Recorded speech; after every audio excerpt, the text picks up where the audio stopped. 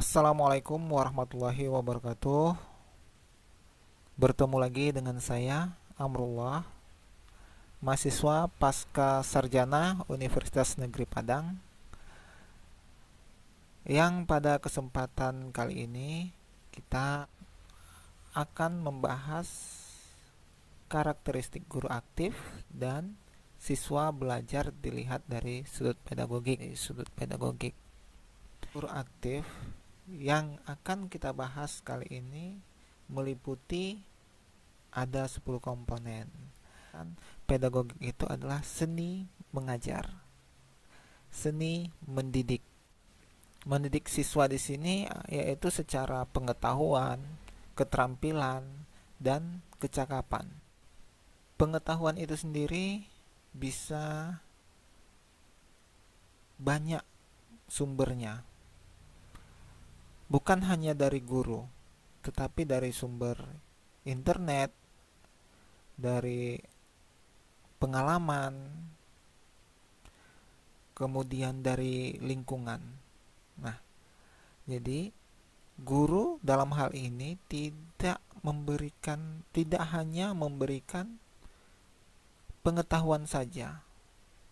Nah, guru dalam hal ini dia dapat memberikan keterampilan dan kecakapan bagi peserta didik, membimbing, mengarahkan, mengaktualisasikan setiap potensi-potensi yang dimiliki oleh peserta didik. Nah, apabila guru tidak memiliki pedagogik atau seni dalam mengajar, nanti pada saatnya guru tersebut dapat digantikan oleh teknologi. Ya, disinilah peran karakteristik guru aktif tersebut, sehingga guru itu tidak dapat digantikan oleh teknologi, karena guru tersebut memiliki ilmu pedagogik, sementara teknologi tidak memiliki ilmu pedagogik. Nah, jadi bagaimana karakteristik guru aktif? Karakteristik guru aktif dilihat dari sudut pedagogik meliputi 10 komponen. Yang pertama yaitu menguasai peserta didik, ya, dari aspek fisik, moral, spiritual, sosial, kultural, emosional, dan intelektual yang ada pada setiap peserta didik. Nah, kemudian yang kedua, guru tersebut menguasai teknik atau guru tersebut menguasai teori-teori belajar, ya, dan prinsip-prinsip pembelajaran, ya, memahami berbagai teori belajar yang terkait dengan mata pelajaran yang diampunya, kemudian menerapkan berbagai pendekatan, strategi, metode, dan teknik pembelajaran yang mendidik secara kreatif, tentunya dengan bidang mata pelajaran yang diampunya. Kemudian yang ketiga, mengembangkan kurikulum yang terkait dengan mata pelajaran yang diampu. Ya, guru aktif tersebut mampu mengembangkan kurikulum. Misalnya memahami prinsip-prinsip pengembangan kurikulum, menentukan tujuan pembelajaran yang diampu, menentukan pengalaman belajar yang sesuai untuk ketercapaian tujuan pembelajaran, kemudian memilih materi pembelajaran yang diampunya terkait dengan pengalaman belajar dan tujuan pembelajaran. Kemudian guru tersebut mampu menata materi pembelajaran secara benar sesuai dengan pendekatan yang dipilih dan karakteristik peserta didik. Kemudian guru tersebut mampu mengembangkan indikator dan instrumen penilaian. Kemudian karakteristik yang keempat, guru tersebut mampu menyelenggarakan pembelajaran yang mendidik. Misalnya memahami prinsip-prinsip perancangan pembelajaran yang mendidik, mengembangkan komponen-komponen rancangan pembelajaran, menyusun rancangan pembelajaran yang lengkap baik untuk kegiatan di dalam kelas, di laboratorium, maupun di lapangan. Kemudian melaksanakan pembelajaran yang mendidik di kelas ataupun di lapangan dengan memperhatikan standar keamanan yang dipersyaratkan. Kemudian menggunakan media pembelajaran untuk mencapai tujuan pembelajaran secara utuh. Mengambil keputusan transaksional dalam pembelajaran yang diampu sesuai dengan situasi yang berkembang. Yang kelima, karakteristik guru aktif tersebut mampu memanfaatkan teknologi informasi dan komunikasi untuk kepentingan pembelajaran yang meliputi manfaat teknologi informasi dan komunikasi pembelajaran yang diampunya. Kemudian yang keenam, guru aktif tersebut dia memfasilitasi pengembangan potensi peserta didik untuk mengaktualisasikan berbagai potensi yang dimilikinya. Misalnya menyediakan berbagai kegiatan pembelajaran untuk mendorong peserta didik mencapai prestasi secara optimal. Kemudian menyediakan berbagai kegiatan pembelajaran untuk mengaktualisasikan potensi peserta didik termasuk kreativitasnya. Dan yang ketujuh, berkomunikasi secara efektif, empatik, dan santun dengan peserta didik. Ya, memahami berbagai strategi komunikasi, berkomunikasi secara efektif, santun, berbahasa yang khas ya, dalam interaksi kegiatan ataupun permainan yang mendidik. Kemudian yang kedelapan, menyelenggarakan penilaian dan evaluasi proses dan hasil belajar. Nah, guru tersebut memahami prinsip-prinsip penilaian dan evaluasi, memahami prinsip-prinsip dan hasil belajar sesuai dengan karakteristik mata pelajaran yang diampu.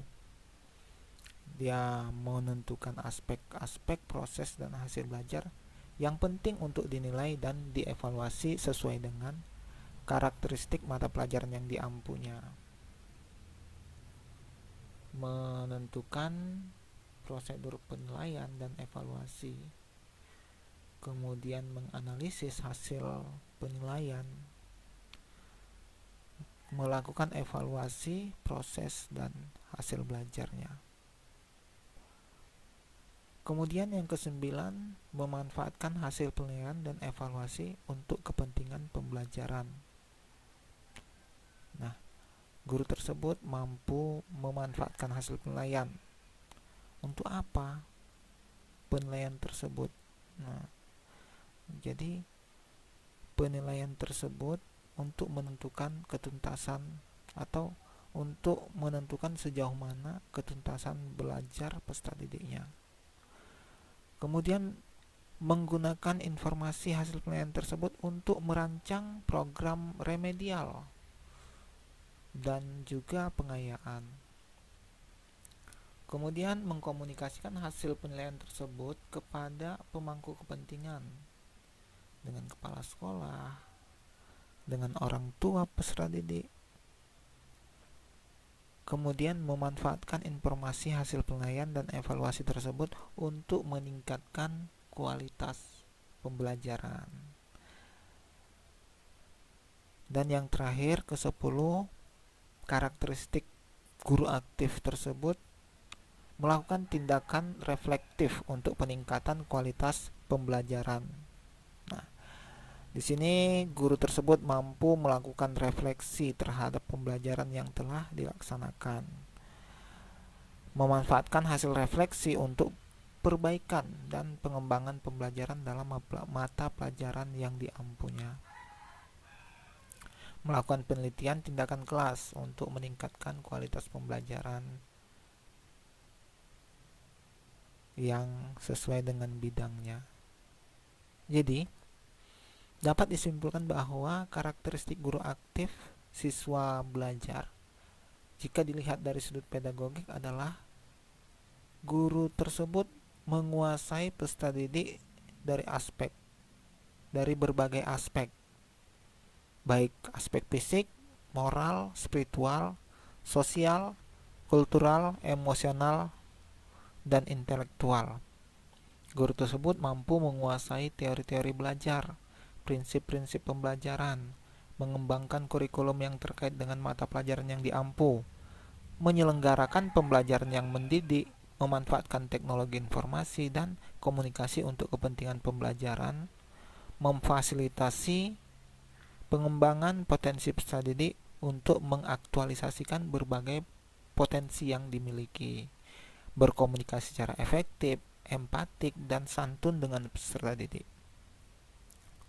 menyelenggarakan penilaian dan evaluasi proses dan hasil belajar, memanfaatkan hasil penilaian dan evaluasi untuk kepentingan pembelajaran, kemudian melakukan tindakan reflektif untuk peningkatan kualitas pembelajaran. Nah, itu tadi karakteristik guru aktif, sehingga siswa mampu belajar dengan senang dengan kita, dengan gaya kita mengajar sesuai dengan kaidah-kaidah pedagogik, sehingga siswa tersebut jika belajar dengan guru yang aktif tersebut, siswa tidak bosan, ya. Siswa selalu ingin belajar dengan kita. Kemudian siswa akan lupa waktu.